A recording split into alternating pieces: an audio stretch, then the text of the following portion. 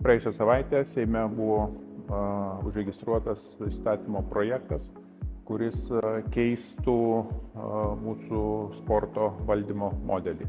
Iš tikrųjų, labai daug pastangų praėjusią mūsų kadenciją buvo įdėta tam, kad susikurtų įstaiga, kuri įgyvendintų valstybės politiką sporto srityje. Taip atsirado Nacionalinė sporto agentūra.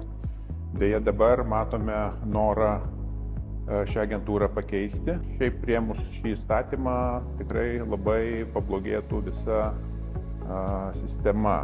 Ir aš manau, kad sportininkai, tiek sporto federacijos, kurios tiesiogiai priklauso nuo valstybės skirimų lėšų, yra patenkinta būtent mūsų Nacionalinės sporto agentūros darbu.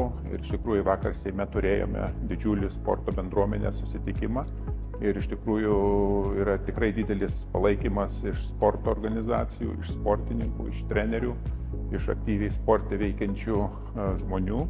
Taip kad tikrai bandysim tai stabdyti, arba bent jau reikalinga yra rimtesnė ir didesnė diskusija, o ne tokie skuboti įstatymai, kokie yra stengiamasi dabar prastumti Seime.